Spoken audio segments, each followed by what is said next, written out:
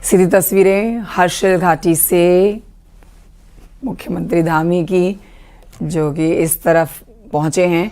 Ground zero पर जाने से पहले देखिए हवाई निरीक्षण किया जा रहा है। इस समय बेहद हालात खराब उत्तराखंड के इस इलाके के, जहां पर कल बादल फटने के बाद खीर गंगा का पानी तेज बहाव के साथ आके कई लोगों के जीवन को बर्बाद कर चुका है। पूरे घर, होटल, रैन बसेरे जितने भी थे यहाँ पर, वो सब ध्वस्त हो गए हैं। और ऐसी स्थिति को देखने के लिए, और देखिए अब यहाँ हर्षिल पे जब उनका ये जहाज़ उतरा, वहाँ पर जितने भी ये सेना के जवान हैं उनके साथ मुखातिब होते हुए जानकारी ले रहे हैं कि ऑपरेशन किस तरह से किया जा रहा है और कितनी तेज़ी के साथ किया जा रहा है। एनडीआरएफ, एसडीआरएफ सेना के जवान यहाँ पर इस समय ऑपरेशन को अंजाम दे रहे हैं। खुद सेना के जवानों में 9 जवान इस समय लापता बताए जा रहे हैं। 2 को सुरक्षित निकाला गया, लेकिन अभी 50 से अधिक लोग वो हैं जिनके बारे में कोई सुराग नहीं मिल रहा है। ढूंढा जा रहा है, तलाशा जा रहा है, रेस्क्यू ऑपरेशन उनके लिए चलाया जा रहा है। मरने वालों की संख्या अभी 4 ही है, लेकिन यहाँ जितने भी लोग हैं उनके साथ मुलाकात कर रहे हैं और राहत सामग्री जो यहाँ पहुँचाई जा रही है इन लोगों तक, उसके बारे में भी जानकारी ले रहे हैं। पहुँच चुके हैं, विमान लैंड हो चुका है और अब वहाँ से निकलने के बाद देखिए अब रास्ते से गुजरते हुए लोगों से मुलाकात कर रहे हैं। सेना के अधिकारी तो उनके साथ हैं ही, और उन तस्वीरों को उन्होंने पहले हवाई सर्वेक्षण के माध्यम से देखा, जहाँ जहाँ से नदी गुजरी और किस तरह का नुकसान हुआ है। वहीं अब ग्राउंड ज़ीरो पर उतर कर देखिए यहाँ पर ये गांव के लोग जिनके बीच में पहुँचे हैं मुख्यमंत्री पुष्कर सिंह धामी, और इनके साथ इनकी समस्या, इनके दुख की भी जानकारी ले रहे हैं। सुनील से लेते हैं और जानकारी। सुनील, ग्राउंड जीरो पर मुख्यमंत्री धामी इस समय नजर आ रहे हैं और सेना के अधिकारियों के साथ मौजूद हैं, लेकिन गांव के लोगों के बीच में यहाँ हैं और उनसे जान रहे हैं कि किस तरह की प्राकृतिक आपदा का उन्होंने देखा है। जी बिल्कुल, मुख्यमंत्री ने इससे पहले सुबह भी धराली पहुंचने की कोशिश की थी, आपदा प्रभावित क्षेत्र में पहुंचने की कोशिश की थी, लेकिन जिस तरह से वेदर खराब था उसके चलते उनको आधे से लौटना पड़ा था। लेकिन अब यहाँ पर मौसम थोड़ा अनुकूल हुआ है, बारिश बंद हुई है, आसमान भी साफ हुआ है, जिसके बाद मुख्यमंत्री ने उत्तरकाशी डिस्ट्रिक्ट हेडक्वार्टर से उड़ान भरी और उसके बाद वो हर्षिल पहुंचे हैं। हर्षिल में 2 चीजें हैं कि वहाँ पर भी क्लाउड बर्स्ट हुआ है, तो आर्मी के करीब 9 से 10 जवान मिसिंग बताए जा रहे हैं। दूसरी बात है कि सरकार ने वहाँ पर राहत शिविर बनाया हुआ है, तो धराली के जो आपदा पीड़ित हैं, आपदा प्रभावित हैं, वो इन राहत शिविरों में हैं। तो मुख्यमंत्री यहाँ पर आपदा का निरीक्षण करने के साथ साथ राहत एवं बचाव कार्य का निरीक्षण करने के साथ साथ आपदा प्रभावित परिवारों से, उनके परिजनों से भी मुलाकात कर रहे हैं। और मुख्यमंत्री ने बाकायदा आश्वस्त किया है कि सरकार पूरी तरह आपदा प्रभावितों के साथ है, हर संभव मदद करने के लिए सरकार तैयार है। ठीक है सुनील, ये बताइए कि मुख्यमंत्री धामी कितना समय वहां देंगे, इस पर क्या जानकारी है और किन किन अधिकारियों के साथ वहां पर हैं और उनसे किस तरह की जानकारी वो जुटा रहे हैं, किस किस इलाके से वो गुजर रहे हैं? देखिए, मुख्यमंत्री अगले 2 दिन उत्तरकाशी में ही कैंप करने वाले हैं। जिस तरह के हालात यहाँ पर पैदा हुए हैं, मुख्यमंत्री अभी हर्षिल में है, हर्षिल में बातचीत कर रहे हैं। उसके बाद मुख्यमंत्री धराली में भी जाएंगे, स्पॉट पर देखेंगे कि किस तरह से कितना भयावह यह मंजर है, किस तरह से वहाँ पर सर्च और रेस्क्यू कार्य चल रहा है, तो उसकी भी मुख्यमंत्री समीक्षा करेंगे, बारीकी से उसकी जानकारी लेंगे। उत्तरकाशी के डीएम भी मुख्यमंत्री के साथ हैं, तो क्षेत्रीय जो विधायक हैं सुरेश चौहान, वो भी मुख्यमंत्री के साथ हैं। क्योंकि धराली में बड़े व्यापक तौर पर नुकसान हुआ है, इसलिए मुख्यमंत्री वहाँ पर ज्यादा समय गुजार सकते हैं। जो वहाँ पर सर्च और रेस्क्यू ऑपरेशन चल रहा है उसको देख सकते हैं कि किन किन चीजों की आवश्यकता आने वाले समय में यहाँ पर पड़ सकती है। लगातार जो हेली रेस्क्यू है वो भी शुरू हो चुका है। एक हेली वहाँ पर रसद और राहत सामग्री लेकर पहुंचा है, जो हर्षिल में आर्मी के हेलीपैड पर ड्रॉप किया गया है। वहां से आपदा प्रभावितों के बीच वितरित किया जाएगा। जी। और इस समय हालात कैसे हैं वहां पर, मौसम किस तरह का बना हुआ है? वैसे आज भी प्रदेश में कई इलाकों में, कई जिलों में रेड अलर्ट घोषित किया गया है बारिश का, और जहां जो रेस्क्यू ऑपरेशन जो इस समय चलाया जा रहा है उसमें जो टीमें आगे बढ़ रही हैं उसमें किस तरह से, क्योंकि बताया जा रहा है 50 से ज्यादा लोग लापता हैं, अब उनकी तलाश किस तरह से की जा रही है, किन किन इलाकों में वहां पर ऑपरेशन के लिए टीम पहुंची हुई है? सुनील नप्रभात। देखिए फिलहाल मौसम की अगर हम बात करें तो फौरी तौर पर एक राहत मिली है कि बारिश बंद हुई है, धूप लगनी शुरू हुई है और आसमान भी क्लियर हुआ है। यानी कि जो अभी तक हम हेली रेस्क्यू की जो बात कर रहे थे, अब वो शुरू हो चुका है। उससे थोड़ा सा राहत वहां पर मिलेगी, क्योंकि यदि जो फोर्सेस जो संसाधन हम सड़क मार्ग के जरिए नहीं भेज पाए, क्योंकि सड़क अभी भी बंद है, उसको खोलने का कार्य किया जा रहा है, वो अब हेली के जरिए वहां पर पहुंचाया जाएगा। अगर वहां पर जरूरी हुआ तो वहां पर एनडीआरएफ, एसडीआरएफ की जो टीमें जो बीच में फंसी हुई है उनको ड्रॉप किया जा सकता है। आईटीबीपी के जवान वहां पर उनको ड्रॉप किया जा सकता है। लेकिन फिलहाल राहत जो रेस्क्यू कार्य है उसमें अब तेजी आई है। आईटीबीपी, आर्मी और लोकल पुलिस के जवान वहां पर लगातार सर्च कर रहे हैं, क्योंकि एक बड़ा एरिया है। आप लगा सकते हैं कि 45 से 50 भवन, होटल, होम स्टे वहां पर ध्वस्त हुए हैं मलबे से। तो उसको पूरा बारीकी से निरीक्षण किया जा रहा है। यहाँ तक कि धराली से और गंगा भागीरथी तक का जो पोर्शन है, करीब 500 मीटर के आप लेंथ में लगे, इस पूरे एरिया में सर्च ऑपरेशन चलाया जा रहा है। मैं लौटूंगी आपके पास, एक बार तस्वीरें अपने दर्शकों को दिखा देते हैं। ये बहुत एक्सक्लूसिव तस्वीरें अपने दर्शकों को हम दिखा रहे हैं। ये मलबा देखिए जिसने यहाँ पूरे पूरे घरों को दबा दिया है। हैरान करने वाली तस्वीरें हैं ये। पानी अपने साथ जो मिट्टी लेकर आया, जो ऊपर पहाड़ से मलबा लेकर आया, ये देखिए किस तरह से नुकसान हुआ है। अब ये ताज़ा तस्वीरें आप देख रहे हैं इस समय की वहाँ पर से आती हुई, जहाँ मुख्यमंत्री धामी भी पहुँचे हुए हैं और तबाही के बाद का ये मंजर। अब शांत पूरा इलाका नज़र आ रहा है, लेकिन इस शांत इलाके में कई लोगों के जीवन को अस्त व्यस्त किया, कई लोगों की जिंदगी को तबाह कर दिया। मुख्यमंत्री धामी के ऊपर एक अलग तरह का प्रेशर है। सुनील नप्रभात लगातार हमारे साथ बने हुए हैं। सुनील नप्रभात, ये समझा जाना चाहिए कि मुख्यमंत्री धामी पर एक अलग तरह का प्रेशर होगा, राजनीतिक लिहाज से नहीं, प्रदेश की सुरक्षा के लिहाज से, प्रदेशवासियों की सुरक्षा के लिहाज से अगर बात करें तो इसी मौसम से निपटने के लिए लगातार वो पिछले कुछ दिनों से बैठकें कर रहे थे। सुनील, आप हैं अभी लाइन पे? बिल्कुल। तो इसी मौसम से निपटने के लिए और ऐसी किसी परिस्थिति से निपटने के लिए वो लगातार बैठकों का दौर कर रहे थे, लेकिन आखिरकार एक ऐसी परिस्थिति सामने आई गई प्रदेश से जो चिंताजनक है। तो हम समझ सकते हैं कि इस समय मुख्यमंत्री धामी के ऊपर बहुत ज्यादा प्रेशर होगा। देखिए कंचन, प्रेशर होना स्वाभाविक भी है। वो प्रदेश के मुखिया हैं। परिवार में ही किसी को दिक्कत आती है तो परिवार का मुखिया प्रेशर में आ जाता है। तो ये तो पूरे प्रदेश की बात है। और जिस तरह से मुख्यमंत्री ने कहा कि हमारे लिए एक एक जान की कीमत है, हम एक एक आदमी को रेस्क्यू करेंगे, उसको राहत पहुंचाएंगे। और खासकर जो रेड अलर्ट था, हालांकि लंबे समय से तैयारियां थी। मुख्यमंत्री लगातार हर बारिश में, जब भी थोड़ा बहुत बारिश होती थी, मुख्यमंत्री डिजास्टर कंट्रोल रूम में पहुंचते थे और बाकायदा वहां पर समीक्षा करते थे। तो प्रशासनिक मशीनरी अलर्ट थी और बाकायदा रेड अलर्ट घोषित किया गया था। उत्तरकाशी, टिहरी, चमोली, देहरादून में कई जगह स्कूलों की छुट्टियां भी बाकायदा की गई थी।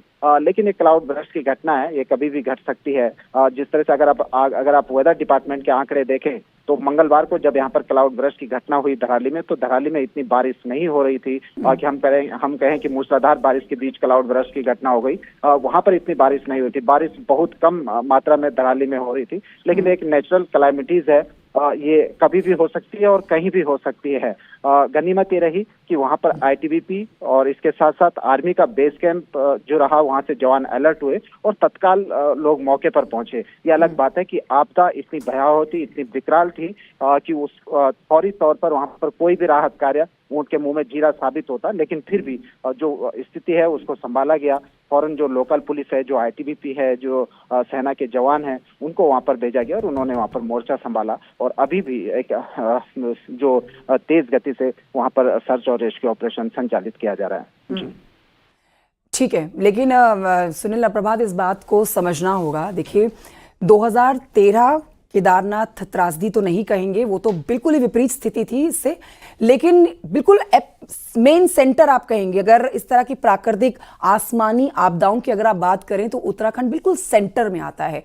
यहाँ पर भूकंप का खतरा तो नहीं, लेकिन आसमान से आफत कभी भी बरस सकती है, खासतौर पर बरसात के मौसम में।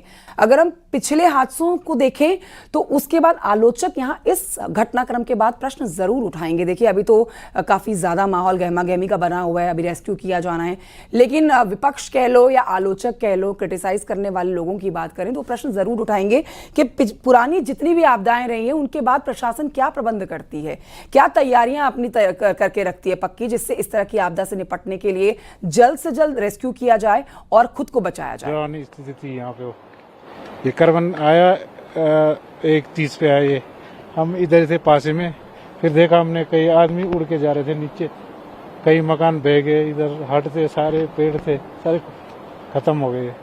मुख्यमंत्री जी आए हैं, कैसा लगा आपको? मतलब वो आश्वासन दे रहे हैं हर तरह के सामान। अच्छा लगा हमें, तब देखते क्या क्या काम करते हो सुबह। क्या नाम है सर? रोशन है सर। स्मिता। सुनीता जी, आपने देखा ये आपका घर सामने ही है, हाँ किस जी। तरीके का मंजर था उस टाइम? बहुत भयंकर, बहुत डरावनी। पूरनदास। किस तरीके का मंजर था जब ये आपदा आई है? ऐसा का पत्थर का था ये तो पूरा।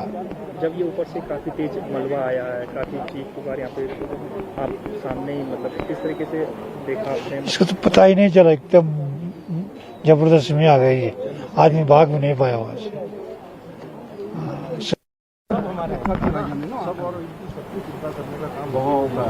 यहाँ तो सर हमने रात को लोग रहे, सबके भोजन व्यवस्था।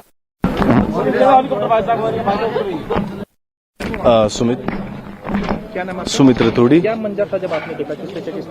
उसमें इतना भयंकर दैवीय आपदा है कि जिसमें कि लोगों को भागने तक का मौका नहीं मिला, और इसमें कि काफी लोगों का मिसहैपनिंग होने की जो बात आई सामने, बहुत भयंकर था। मुश्किल से 10 सेकंड का पूरा फ्लड था, उसके बाद नॉर्मल वाटर था।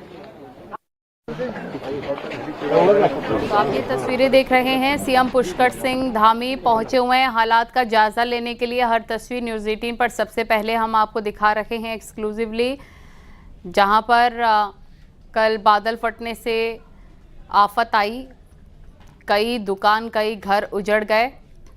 सीएम पुष्कर सिंह धामी ने अपने कार्यक्रम को रद्द किया आंध्र प्रदेश के, और उसके बाद फ़ौरन वो देहरादून पहुंचे, जिसके बाद रात में उन्होंने आपात बैठक भी ली, अधिकारियों को निर्देश भी दिए और हवाई सर्वे भी उन्होंने किया कि कहां से।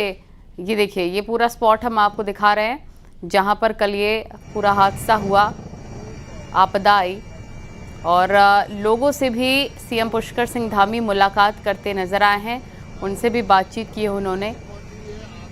ये देखिए, घर पूरी तरह से मलबे के अंदर जा चुका है, इतना भारी मात्रा में मलबा आया था जिसकी वजह से हर तरफ मलबा ही मलबा अब नज़र आ रहा है।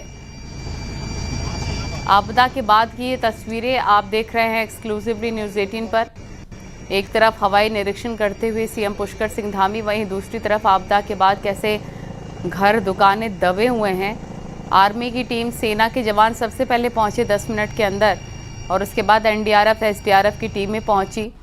लोगों को सुरक्षित बचाने के लिए रेस्क्यू ऑपरेशन चलाया गया, और फिलहाल आज हवाई सर्वेक्षण करने के बाद सीएम पुष्कर सिंह धामी ने लोगों से मुलाकात की। वहां पहुंचकर देखे सुनील नवप्रभात हमारे सहयोगी हमारे साथ जुड़ गए हैं। सुनील, अभी हम देख रहे हैं सीएम पुष्कर सिंह धामी को हर हालात पर उनकी नज़र है, लोगों से भी वो मुलाकात कर रहे हैं। फिलहाल की कैसी स्थिति है वहाँ पर? देखिए, फिलहाल जो सबसे बड़ी बाधा थी कि मौसम, इसमें बड़ा बाधा बना हुआ था। मौसम के चलते न वहाँ पर हवाई रेस्क्यू शुरू हो पा रहा था, और ग्राउंड लेवल पर भी सर्च और रेस्क्यू ऑपरेशन चलाने में बड़ी दिक्कतें आ रही थी। लेकिन वेदर के ठीक होने के बाद दोनों ही चीजें शुरू हो गई हैं। जो हेली सर्च और रेस्क्यू ऑपरेशन था वो तेज गति के साथ शुरू हो गया है।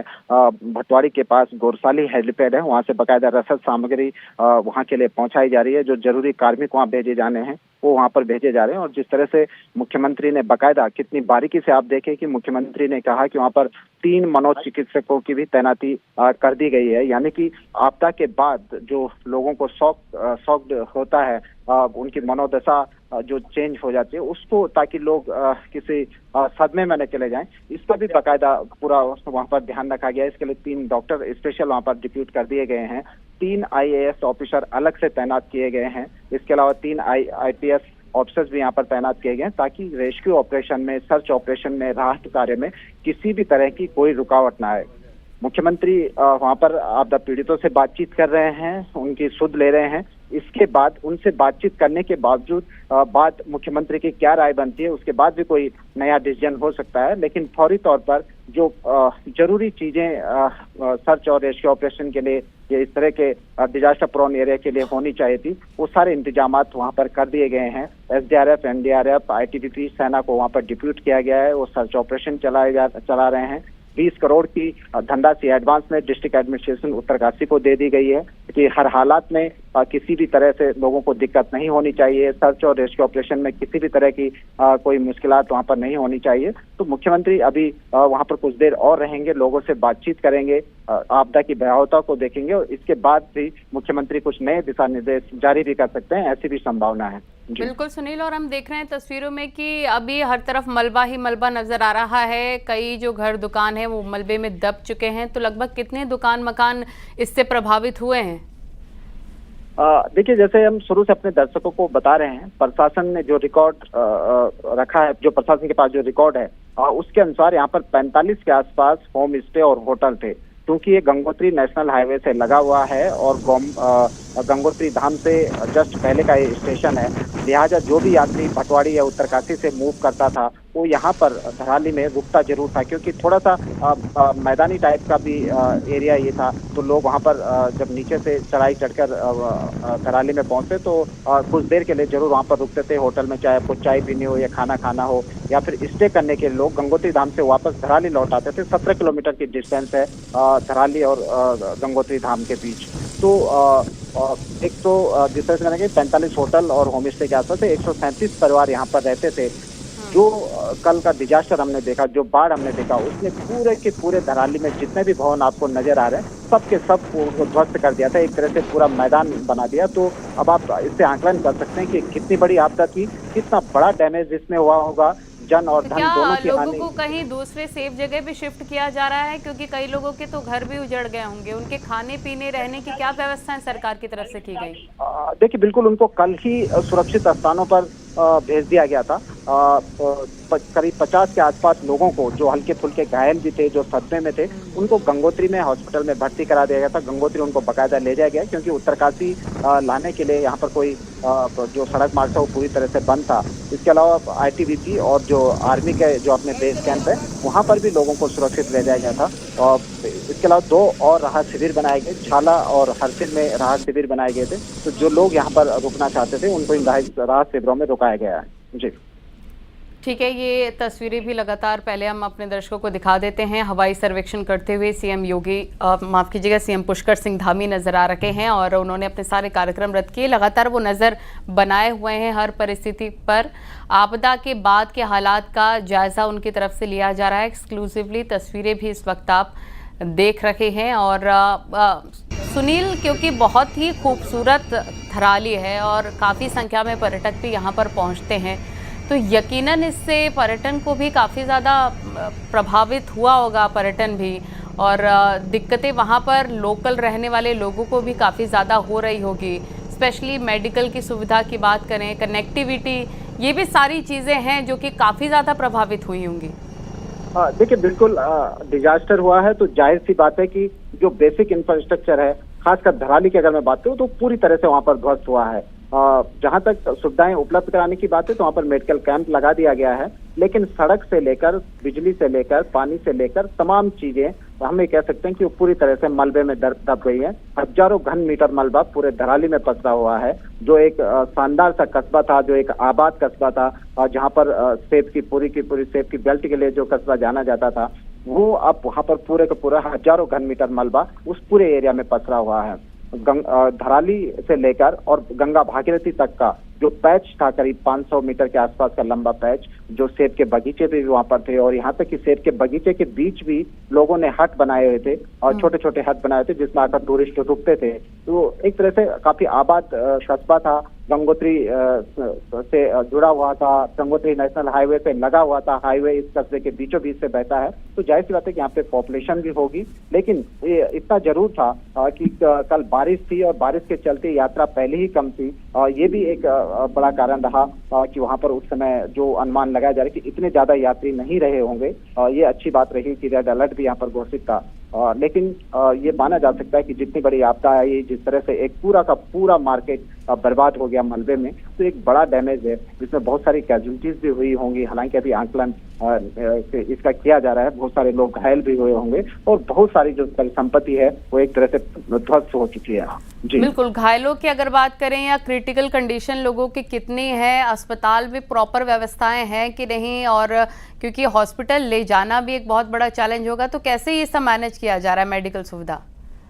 देखिए, दो चीजें हैं। जिस तरह से मैं लगातार बता रहा हूँ कि वहाँ पर आईटीबीपी का बेस कैंप भी है और आर्मी का भी बेस कैंप है। आर्मी का भी अपना हॉस्पिटल है जिसमें फर्स्ट एड दिया जा सकता है, बेसिक उपचार वहाँ पर किया जा सकता है, और आईटीबीपी का भी अपना हॉस्पिटल है जिसमें वो जवानों को नॉर्मल स्वास्थ्य सुविधाएं वहाँ पर उपलब्ध होती हैं। फौरी तौर पर जब ये दुर्घटना हुई, जो लोग घायल थे, जो लोग पीड़ित थे, उनको दोनों जगह शिफ्ट किया गया। हरसिल और आईटीबीपी का जो कोपांग में जो शिविर है, बेस कैंप है, वहां पर शिफ्ट किया गया। और तीसरा गंगोत्री में एक हॉस्पिटल है, वहां पर भी 50 के आसपास लोगों को शिफ्ट किया गया। जो वहाँ जो मैक्सिमम आप लगा सकते हैं कि जितनी कम समय में यह आपदा हुई, उसके बाद जो रेस्क्यू ऑपरेशन किया गया, तो कम से कम समय में, यानी कि कम रिस्पांस टाइम के भीतर लोगों को वहां से सुरक्षित स्थानों पर भेजकर, जिनको हॉस्पिटल भेजना था उनको हॉस्पिटल भेजा गया, जिनको सेफ प्लेस पर भेजना था उनको सेफ प्लेस पर भेजा गया था।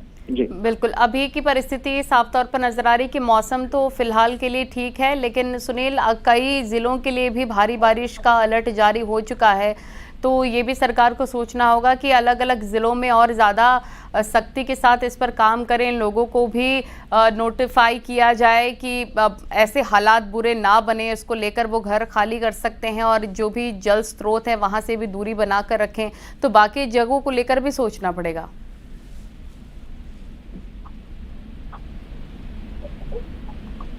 सुनील, क्या मेरी आवाज आपको मिल पा रही है? जी जी जी जी बिल्कुल। बाकी जगहों पर भी काफी अलर्ट होगा क्योंकि मौसम उत्तराखंड में लगातार खराब ही बना हुआ है। तो सरकार की क्या व्यवस्थाएं हैं बाकी जिलों को लेकर? देखिए, वेदर डिपार्टमेंट अलग से फोरकास्ट जारी करता है जिसमें बाकायदा प्रत्येक डिस्ट्रिक्ट को सूचना भेजी जाती है कि आपके डिस्ट्रिक्ट में कहाँ, किस क्षेत्र में भारी से भारी बारिश हो सकती है। इसके अलावा डिजास्टर कंट्रोल रूम के द्वारा भी अपनी ओर से भी एक प्रॉपर इंफॉर्मेशन सभी डिस्ट्रिक्ट एडमिनिस्ट्रेशन को दी जाती है, और इसके साथ साथ डिस्ट्रिक्ट में जो डिजास्टर कंट्रोल रूम बनाए गए हैं उनको भी ये इंफॉर्मेशन भेजी जाती है। यही एक कारण रहा कि आपने देखा कि पिछले 3-4 दिनों में जो रेड अलर्ट घोषित किया गया 4-5 जिलों के लिए, उन सारे जिलों में या ऑरेंज अलर्ट घोषित किया गया, वहाँ स्कूलों की छुट्टियां कर दी गई थी। उत्तरकाशी में भी स्कूलों की छुट्टियां थी। जिस दिन आपदा आई, उत्तरकाशी में भी ऑरेंज अलर्ट घोषित किया गया था कि यहाँ भी भारी से भारी बारिश हो सकती है। बिल्कुल महत्वपूर्ण जानकारी दी आपने सुनील, बहुत शुक्रिया। आप नजर बनाए रखिए, आपके पास लौटेंगे। बहुत शुक्रिया आपका। फिलहाल एक बड़ी खबर मिल रही है, पौड़ी में बादल फटने से तबाही मच गई।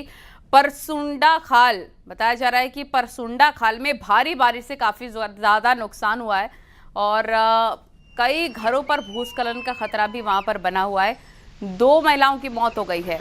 पाबो ब्लॉक में भी लैंडस्लाइड से काफी ज्यादा तबाही देखने को मिली। ये देखिए, भयावह तस्वीरें आपको हम दिखा रहे हैं पौड़ी से एक्सक्लूसिवली। पाबो ब्लॉक में लैंडस्लाइड से काफ़ी तबाही हुई है। कैसे पहाड़ दरकता हुआ नज़र आया है, कटान हो रहा है यहाँ पर, लैंडस्लाइड हो रहा है, भूस्खलन हो रहा है। कैसे आप देख सकते हैं, ज़बरदस्त तरीके से पानी की तेज़ धारा भी आ रही है मिट्टी के साथ, मलबे के साथ मिलकर। 2 महिलाओं की इसमें मौत हो गई है। ये तस्वीरें आपको हम दिखा रहे हैं। उत्तराखंड में लगातार मौसम खराब है जिसकी वजह से अलग अलग जगहों से ऐसी ही तस्वीरें सामने आ रही हैं। तो पौड़ी में भी भारी बारिश से काफ़ी ज़्यादा नुकसान हुआ है।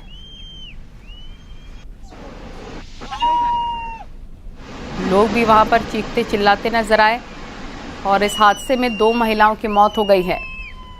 अनुपम भारद्वाज हमारे सहयोगी फोन लाइन पर जुड़ गए हैं। अनुपम, ये हम देख रहे हैं पौड़ी में भी इस तरह के हालात हैं। उत्तराखंड के अलग अलग जिलों में भारी बारिश से बहुत ज़्यादा तबाही है। पौड़ी में इस हालात के बाद कैसी व्यवस्थाएं की गई हैं लोगों को सुरक्षित शिफ्ट करने को लेकर? अभी फिलहाल की स्थिति वहाँ क्या है?